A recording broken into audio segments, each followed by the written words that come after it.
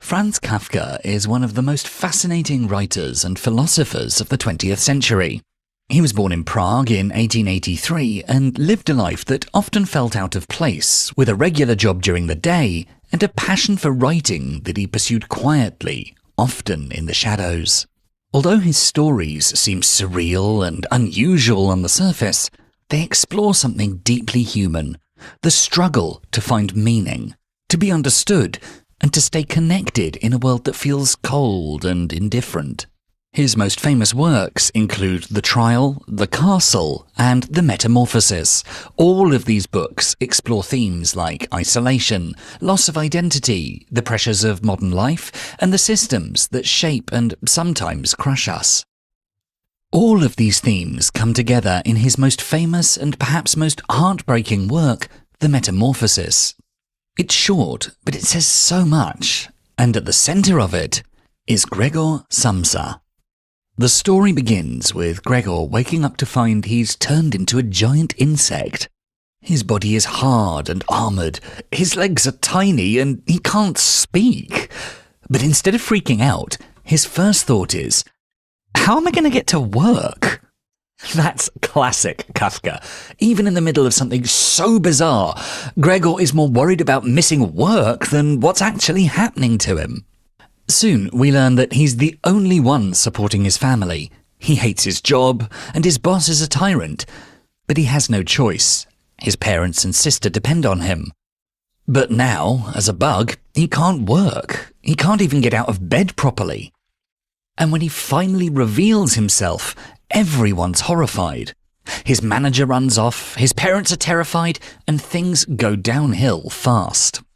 Gregor becomes a burden. He's shut inside his room. At first, his sister brings him food, but it's more out of duty than care. Slowly, the family stops seeing him as a person. Even his sister, the one who was kindest to him, eventually says, "We're going to need to get rid of it." Notice not him, it. Gregor dies alone in that room, and when it happens, no one cries. His family doesn't mourn. They're just relieved. The next morning, they head out to enjoy the day and talk about moving on. It's like he never existed. Now, on the surface, it's a strange little story, but beneath it lies a powerful truth. Kafka is holding up a mirror, asking us to take a hard look at ourselves and the world around us. In this video, we'll explore what his philosophy teaches us about how to stop losing ourselves in a world that doesn't really see us. Number 1. Your value shouldn't depend on what you produce. Kafka says, he was a tool of the boss, without brains or backbone, and he was proud of that. In The Metamorphosis, when Gregor wakes up and finds out that he's turned into a bug, he doesn't panic about losing his human body. Instead, his first thought is about work. He's worried about being late. It's as if he hasn't just become an insect on the outside, but has gone through a deeper transformation. From a human being to a human doing. Kafka uses Gregor's inner thoughts to show how Gregor sees himself. He doesn't think his worth comes from who he is, but from the work he does.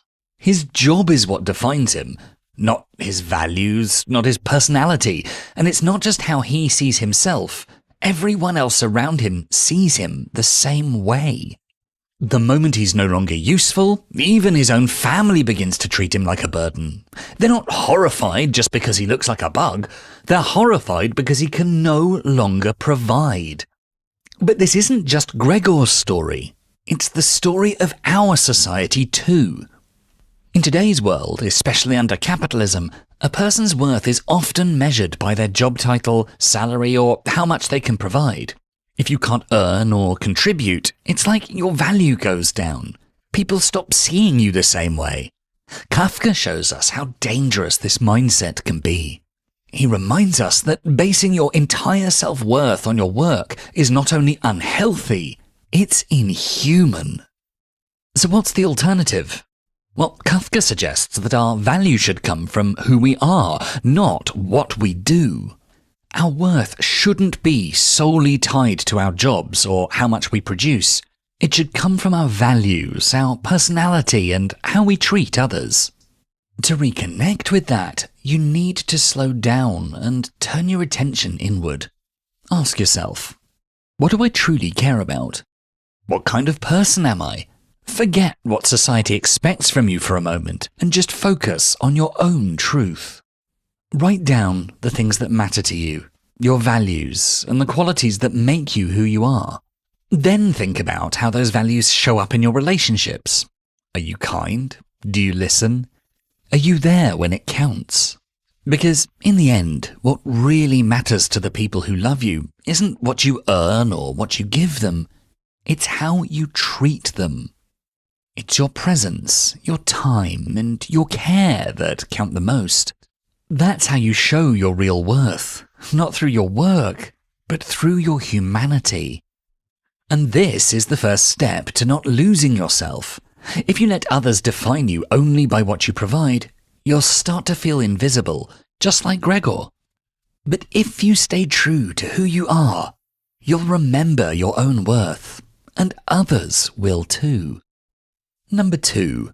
Don't let modern life dehumanize you. To quote Kafka, "I am a cage in which the song is held prisoner." Work has become the center of our lives. We let our jobs define who we are, often forgetting that we're more than just what we do to earn a living. Kafka is warning us. This way of living is dangerous. Over time, it can wear us down and make us feel like we're not even human anymore.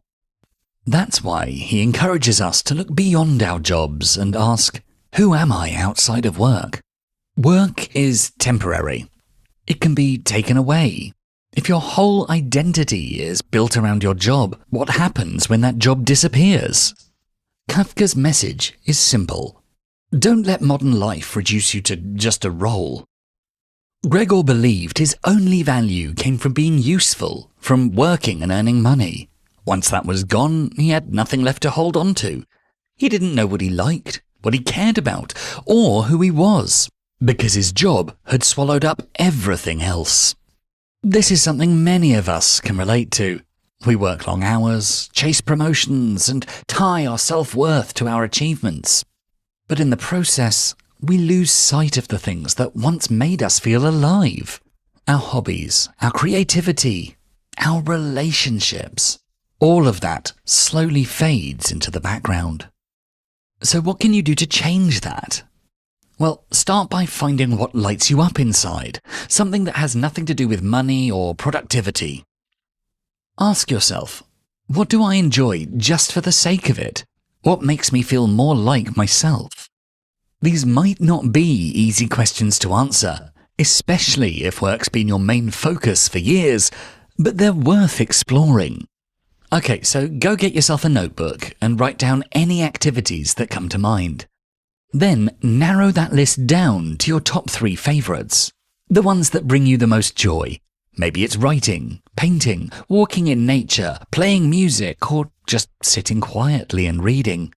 These things might not seem useful in the usual sense, but they remind you that you're human, not a machine. Once you've found your 3 activities, make a simple plan. Don't overcomplicate it. Aim to do one of them every other day. Start with just an hour at a time. The goal isn't to be perfect, it's to enjoy yourself. As you get into the rhythm, you can slowly increase the time you spend on them. But here's the key. It should feel like something you want to do, not something you have to do. This small step is powerful. It's how you start remembering who you are. Life today can be overwhelming. It's easy to forget ourselves in the middle of all the responsibilities, but when you make time for what brings you joy, you begin to reconnect with your real self. And over time, this can change everything. You'll feel more balanced, more alive, and more in control. And you'll no longer feel like your entire identity is tied to your job. Simply put, you'll feel human again. And that, Kafka gently reminds us, is something worth fighting for. Number 3. Don't try to please everyone. In the words of Kafka, the truest strength is to stand firm in your authenticity, even if it means standing alone. One of the saddest parts about Gregor is that he never asked for anything. He worked hard, gave everything he had to his family, and never once complained. His entire life was built around making others happy. But the moment he couldn't provide anymore, they abandoned him. Just like that. He suffered quietly, never expressing his own pain, simply because he was trying so hard to make everyone else's life easier. Gregor's transformation into a bug is a powerful symbol. It shows what happens when someone loses themselves trying to keep everyone else happy. He tied his worth to what he could do for others, but when he needed support, the very people he'd cared for didn't care for him. Kafka is reminding us, when your value depends on pleasing others, that love is usually conditional, and it doesn't last. That's the hard truth. You can't make everyone happy. The more you try to, the more you chip away at who you really are. You stop speaking up just to avoid upsetting others. You bend your values so you can fit in. You push yourself until you're drained just to be enough for people who won't even meet you halfway.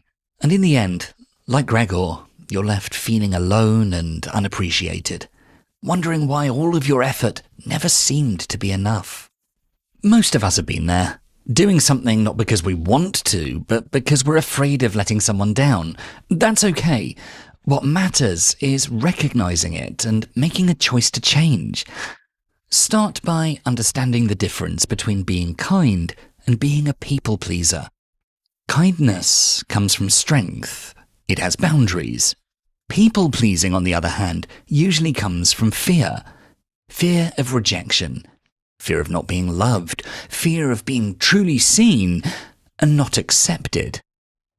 So ask yourself, where in my life am I giving too much just to be liked? Write it down if that helps. It may feel silly at first, but it's the first step to getting your self-respect back. And after that, learn to say no. It's one of the most powerful things you can do. Every time you say no to something you don't want to do, you say yes to yourself. You protect your energy, your values, your sense of self. And over time, this changes you. You stop needing everyone's approval. You realize not everyone has to like you, and the people who really love you will respect you more when you're honest. And that's the third step to not losing yourself. Stop living for others and start standing up for yourself. Because no matter how much you give, if it comes from a place of fear or neediness, it will never feel like enough. And the only way to fill that emptiness is by being real with yourself. Number 4. Don't trade your identity for acceptance. According to Kafka, authenticity is the only currency worth keeping. Trade it not for fleeting approval. Another heartbreaking part of the metamorphosis is this. Gregor never truly had a voice, even before he turned into a bug. Yes, he was a good son, a hard worker, and someone who always did the right thing, but who was he really? No one knew. Not even he did. He was always just filling a role, being what others needed him to be. His family never asked what he wanted, or who he dreamed of becoming. So when Kafka shows us Gregor literally losing his voice after the transformation, it's not just physical, it's symbolic. It's what happens when you spend your whole life hiding behind expectations and never allowed to be your true self. But if we're honest, aren't we all guilty of that? At least sometimes. We put on masks. At work, we try to be the perfect employee. In relationships, we become who we think the other person wants. We water ourselves down to be accepted. And over time, that real version of us, the version that's weird, honest, passionate, messy, bold, starts to disappear. Not because it wasn't good enough, but because we were scared it wouldn't be accepted. Kafka is giving us a warning. If you live your whole life pretending to be someone else, one day you'll wake up and not recognize yourself at all. And when life gets hard, and it will, you'll realize the love and approval you worked so hard for wasn't even real. Because it wasn't for you. It was for the mask you wore. So what's the way out? It starts with something simple but powerful. Get to know yourself again. Ask yourself, who am I when no one's around? And really sit with that question. Journal about it. Not what sounds impressive, but what feels honest. Then look at the parts of yourself you've been hiding just to fit in.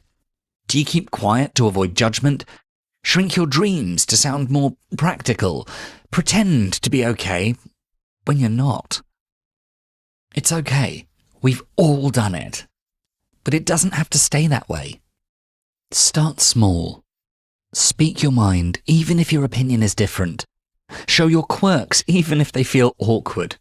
Do the things that light you up even if they don't make sense to anyone else.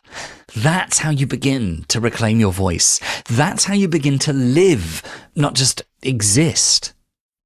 So Kafka's deeper message is this. The real tragedy isn't Gregor becoming a bug.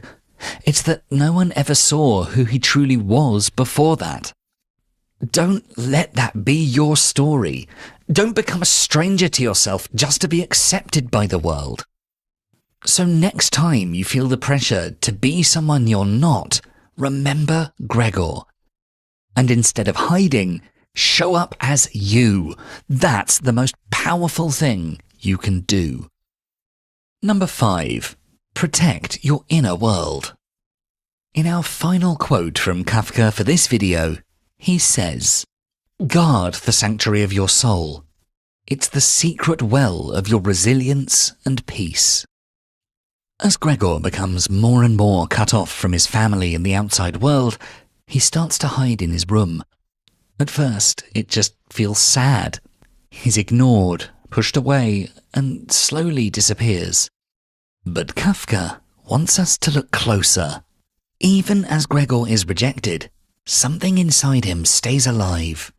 He's still thinking, he's still feeling, he's still noticing the world around him.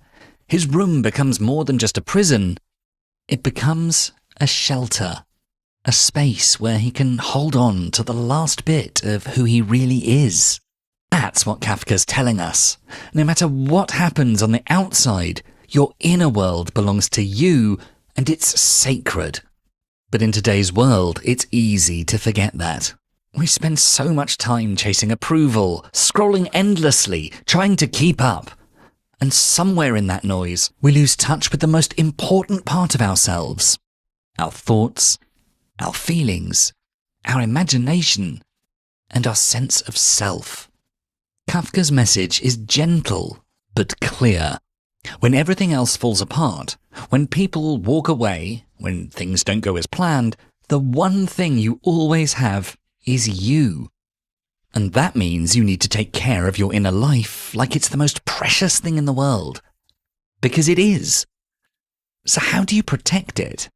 First, be conscious of what you let into your mind. Not every post, opinion, or piece of news deserves your attention. Be picky. Choose people and content that lift you up instead of draining you. If something feels heavy, if someone constantly brings you down, give yourself permission to step away.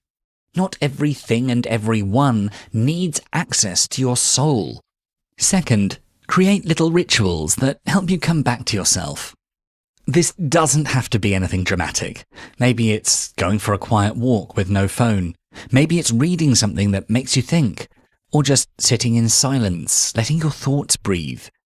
Do it at your own pace. No pressure, no guilt. This is your time to be with you. Like Gregor had his room, make space in your life that's just for your peace. And here's the thing. Even as Gregor lost touch with the outside world, he actually started becoming more real, more honest, more himself. He stopped performing. He stopped pretending. He just was. That's the strange, beautiful twist in the story. Kafka is asking us to remember, even if the world doesn't always get you, your inner world is still alive, it still matters, and it's worth protecting. So don't just go through life reacting to everything. Don't just survive. Build something inside that no one can take away from you. That's how you stay grounded. That's how you stay you. If you enjoyed this video, please make sure to check out our full Philosophies for Life playlist, and for more videos to help you find success and happiness using beautiful philosophical wisdom, don't forget to subscribe. Thanks so much for watching.